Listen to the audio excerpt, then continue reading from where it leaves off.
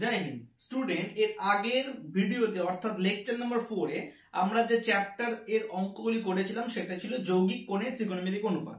আজকের ভিডিওতে আমরা লেকচার 5 এ যোগফল এবং গুণফলের রূপান্তর এর অঙ্কগুলি সলভ করব। দেখো, প্রথম কথা, তোমাকে যোগফল এবং গুণফলের রূপান্তর করার আগে এর আগের ভিডিওটা ভালো করে চেক করতে হবে। সেখানে আমরা কোন 11টা ফর্মুলা শিখছিলাম। সেই 11টি ফর্মুলা থেকে আমরা শুধুমাত্র 4টা ফর্মুলা নিয়ে আজকের ক্লাসের ভিডিওগুলো স্টার্ট করছি। দেখো, 4টা ফর্মুলা কি ছিল আগে আমি সেটাকে ডিকোড করে নিচ্ছি। Number 1, sin a plus b formula আমরা প্র্যাকটিস করেছিলাম। তোমরা যদি জানো দেন ওয়েল এন্ড গুড, না জানলে এই ফর্মুলাটা কি করে নেবে, ভালো করে একটু প্র্যাকটিস করে নেবে। sin a plus b, তারপরে আমরা দেখবো sin a minus b, যেটা ছিল আমাদের ফর্মুলা নাম্বার 2। দেন ফর্মুলা নাম্বার 3 তে ছিল cos a plus b, and last formula number 4 cos a minus b। এই চারটে ফর্মুলা নিয়ে আমরা এইবার আজকের যে ক্লাসটা যাবে সেই ক্লাসে টোটাল 8টা ফর্মুলা শিখব। তাহলে এই 4টা ফর্মুলা তোমাকে আগে শিখতে হবে, তারপরে আজকের ক্লাসটা দেখতে হবে। দেখো, sin a plus b formula তোমরা জানো যে sin a cos b plus sin a cos b plus cos a sin b, যেটা ছিল আমাদের আগের দিনের ফর্মুলা নাম্বার 1। ফর্মুলা নাম্বার 2 এ কি ছিল দেখো student, sin a cos b minus cos a sin b, এটা ছিল formula number 2। Clear? Formula number 3 ছিল cos a plus b cos a cos b minus sin a sin b, cos a cos b minus sin a sin b। এবং formula number 4 এ ছিল cos a cos b plus sin a sin b। এবার তোমাদের মনে প্রশ্ন আসবে, sir আগের দিনই আমরা ফর্মুলাটা প্র্যাকটিস করলাম, তবে আজকে কেন করলাম? কারণ হচ্ছে এই চারটে ফর্মুলা নিয়ে আমরা আজকের ফর্মুলাগুলোকে ডিল করব। দেখো, প্রথম কথা, formula number 1 plus formula number যদি আমরা 2 করি কি পাবো? কি পাবো দেখো, 1 আর 2 এর বাঁ হাতে কি আছে ভালো করে দেখে নিবে, sin a plus b plus sin a minus b পাবো কিনা? তার মানে এই দুটোকে কি করলাম আমরা, প্লাস করলাম। দেখো, যখনই প্লাস করব আমরা এই যে cos a sin b cos a sin b কি হবে, একটা প্লাস একটা মাইনাস কেটে যাবে। তাহলে sin a cos b উপরেও একটা নিচেও একটা, কটা পেয়ে গেলাম? দুটো পেয়ে গেলাম, কারণ এই দুটোকে কি করলাম আমরা, প্লাস করলাম। কি পেলাম দেখো, 2 sin a cos b। কোনো অসুবিধা? কারণ আমার এটা কি হলো, কেটে গেল, 2 sin a cos b পেয়ে গেলাম। ক্লিয়ার?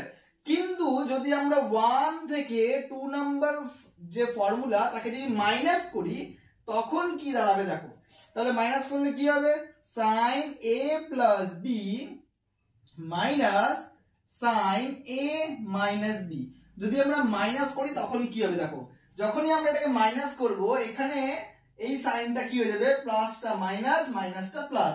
সেই মুহূর্তে কিন্তু এই cos a sin b টা কাটবে না, কেটে যাবে কোনটা, sin a cos b, তাই কি না?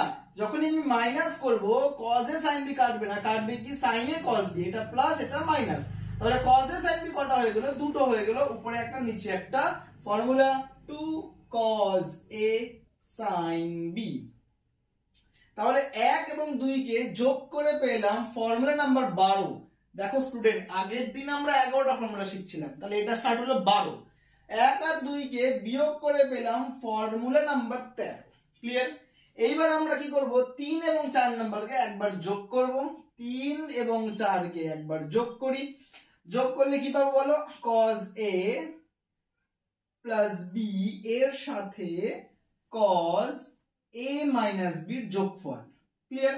যোগ করলে আমরা কি পাচ্ছি দেখো, এখানে sin a sin b টা কেটে যাবে, কাটবে কিনা, কাটলো। তাহলে থাকলো কি, দুখানা cos a cos b, উপরে একটা নিচে একটা, যোগ করলে তার মানে 2 cos a cos b, formula number 14। এইবার আমি কি করব, 3 থেকে 4 কে বিয়োগ করব, তাহলে 3 নম্বর সমীকরণ মাইনাস 4 নম্বর। 3 থেকে 4 কে যখন বিয়োগ করব কি হবে, cos a plus b থেকে cos a minus b। দেখো, 3 এ cos a plus b R 4 A cos a minus b, তাহলে এই দুটোকে কি করব, বিয়োগ করব, তাই না? cos a plus b minus cos a minus b। যখন আমি বিয়োগ করব তখন আমার এই সাইনটা কি হয়ে যাবে দেখো, চেঞ্জ, প্লাস মাইনাস। দেখো এইবার কি হবে, এই plus cos a cos b minus cos a cos b কাটবে, তাহলে minus sin a sin b minus sin a sin b, তাহলে minus sin a sin b কটা দুটো, তাহলে আমি কি লিখতে পারি যে minus 2 sin a sin b, formula number 15। কোনোটাতেই মাইনাস আসবে না, কিন্তু cos a plus b minus cos a minus b তে কি আসবে মাইনাস, কারণ এখানে দুটো মাইনাস থেকে গিয়েছিল তার জন্য এটা minus 2 sin a sin b। Clear? আমরা কি দেখলাম যে 1 নাম্বার 2 নাম্বারকে যোগ করলাম, মানে sin a plus b plus sin a minus b 2 sin a cos b, sin a plus b minus sin a minus b 2 cos a sin b, cos a plus b plus cos a minus b 2 cos a cos b, cos a plus b minus cos a minus b minus 2 sin a sin b। Clear? কি পেলাম দেখো, এটা একটা যোগফল, তাই না? এই একটা পদ, এই একটা পদ, এদের যোগফলটাকে আমরা কি করলাম গুণফলে নিয়ে গেলাম। দেখো এখানে টোটাল একটাই পদ, তাও আবার কি আকারে আছে গুণ আকারে। তাহলে চ্যাপ্টারের নাম কি ছিল যোগফল এবং গুণফলের রূপান্তর। আমরা এখানে কি করলাম, এখানে আমরা করলাম যোগফলটাকে গুণফলে নিয়ে গেলাম। কোনো অসুবিধা? এইবার এই অঙ্কে এক্সটেনশন একটা পার্ট আছে, সেই পার্টটা আমরা এখন শিখবো। ধরে নিচ্ছি, ভালো করে শুনে নেবে, হ্যাঁ। লেট মানে ধরি a plus b equals to c, okay, R a minus b equals to d। কারণ আমার কাছে কি আছে, a plus b আছে আর a minus b, তাহলে a plus b K c নিলাম, a minus b K d নিলাম। তাহলে দেখো প্লাস b minus b কাটলাম, তাহলে a আর a অ্যাড করলে কি হবে 2a, 2a কত পেলাম c plus d। তাহলে বলো দেখি a কত পাবো, exactly c plus d divided by 2, কার মান পেয়ে গেলাম a। এর মান যদি আমি একে বসাই তাহলে b এর মান পাবো, অথবা আমি অপোনেন্ট যেমন করলাম a plus b K c ধরলাম আর a মাইনাস b কে আমি d ধরলাম, আমি এবার যোগ না করে বিয়োগ করব, বিয়োগ করলে সাইন কি হবে চেঞ্জ। তাহলে এটা কাটলো আর b আর b অ্যাড করলে 2b হয়ে গেল c মাইনাস d। তাহলে এখান থেকে b কত পেলাম c মাইনাস d বাই 2। এই যে দুটোকে বক্স করলাম, এই দুটো বক্স তোমার এখন অ্যান্সার দেবে। দেখো a এর জায়গা কি লিখবো c plus d by 2, b এর জায়গা কি লিখবো c minus d by 2, a plus b মানে কি c, a মাইনাস b মানে কি d। তাহলে এবার আমি এই যে a প্লাস b যে আছে আর a মাইনাস b যে আছে এর জায়গায় লিখবো c আর a মাইনাস b জায়গায় লিখবো d। ক্লিয়ার? এর জায়গায় লিখবো c plus d by 2, b এর জায়গায় লিখবো c মাইনাস d বাই 2। তাহলে এখানে একটা এক্সটেনশন ফর্মুলা, মানে এখান থেকে আমরা নতুন একটা ফর্মুলাকে জেনারেট করব। ভালো করে দেখে নাও, আমি এইখানটা তোমাদের ফর্মুলাটা করে দিচ্ছি, কেমন? আচ্ছা 15 এর পরে 16 নম্বর ফর্মুলা কি আসছে দেখো, sin c। কেন c নিলাম, কারণ a প্লাস b কে আমরা কি নিলাম c, তাই না? তাহলে এই জায়গাটা আমরা c নিলাম, এই জায়গাটা আমরা d নিলাম, c and d। তাহলে কি পাচ্ছি দেখো sin c পেলাম প্লাস sin d, কোনো অসুবিধা, ইকুয়াল টু কি পাবো 2 sin a cos b ছিল, তাহলে এর জায়গায় কি নিব, এর জায়গায় নেব c plus d by 2, 2 sin c plus d by 2। আর কি ছিল cos b, তাই না? b এর জায়গায় কি নেব c মাইনাস d বাই 2। তাহলে আমরা কি পেলাম sin c plus sin d, 2 sin c plus d by 2 cos c minus d by 2। Clear? Similarly আমরা কি পাবো দেখো sin c minus sin d, সেক্ষেত্রে পাবো 2 cos, কারণ এখানে ফর্মুলা কি আছে দেখো cos, 2 cos c plus d by 2 and sin c minus d by 2।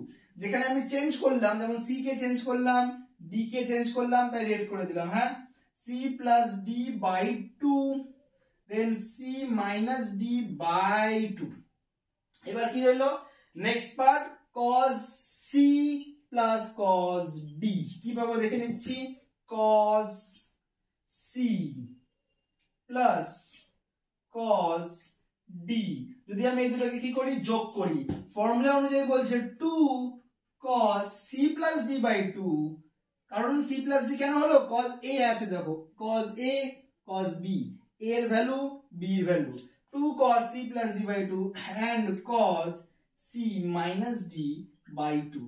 এই যে যেগুলো রেড কালারের এগুলো কিন্তু অ্যাঙ্গেল, এগুলো কিন্তু একটা কোণ, ঠিক আছে?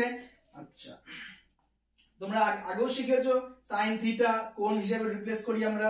লাস্ট পার্ট কি হলো দেখো cos c minus cos d, কিন্তু এইখানটা একটা টেকনিক বা ট্রিক্স দেখো, cos c minus cos d তে cos c minus cos d তে কি আসবে, একটা নেগেটিভ আসে না মাইনাস দিয়ে, তাহলে কি লিখবো আমরা মাইনাস 2 sin a মানে c plus d by 2 into sin b মানে c minus d by 2। কিন্তু সমস্যাটা কি, মাইনাসটাকে যদি আমরা সরাতে চাই, এই মাইনাসটাকে ভিতরে দিব, d হয়ে যাবে পজিটিভ, c হয়ে যাবে নেগেটিভ।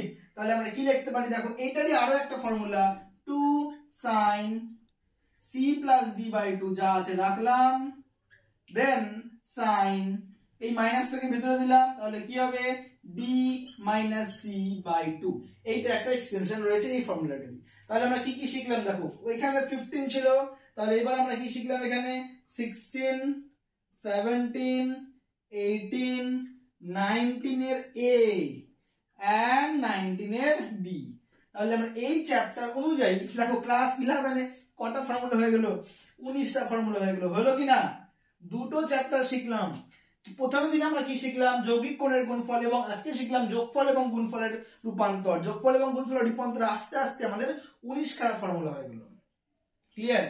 তোমাদের কাজ আজকের ভিডিওতে এতটুকুই ক্লাস রয়েছে, কারণ এই ফর্মুলাস গুলো ভালো করে একটু খাতায় লিখে প্র্যাকটিস করে নাও। নেক্সট ডে আমরা এই ফর্মুলার সাহায্য নিয়ে কয়েকটা অঙ্ক সলভ করব। ক্লিয়ার? তাহলে স্টুডেন্ট আজকের মতো এতটুকুই। যদি দেখো, যদি তোমাদের কোনো রকমের সমস্যা হয়, কোনো রকম মানে কোনো রকমের সমস্যাও যদি হয়ে থাকে, এমনকি যারা বায়ো সায়েন্সের পরিবর্তে পিওর সায়েন্স নিচ্ছ, ম্যাথটাকে তারা মেইন সাবজেক্ট বা ফার্স্ট সেকেন্ড থার্ড সাবজেক্টের মধ্যে রাখছো, তাদের জন্য বলছি, যদি মনে হয় যে স্যার পুরো চ্যাপ্টারস এর অঙ্কগুলোকে ধরে ধরে সলভ করিয়ে দেন, তোমরা অবশ্যই কমেন্ট বক্সে কমেন্ট করবা। দেখো তোমাদের কমেন্ট দেখে আমি বুঝতে পারবো যে তোমাদের নিড কি রয়েছে, তোমাদের কি কি প্রয়োজন রয়েছে, তোমাদের কোথায় অসুবিধা। তার জন্যই তোমরা সেইভাবে নিজেদেরকে তৈরি করো এবং কমেন্ট করার চেষ্টা করো। যদি তোমাদের মনে হয় সমস্যা আছে প্রকাশ করবে, আমি তোমাদের যথেষ্ট চেষ্টা করবো যে তোমাদের যাতে বুঝতে অসুবিধা না হয় সেইভাবে ভিডিওগুলিকে তৈরি করে দেবো। ওকে স্টুডেন্ট, আজকের মতো টাটা।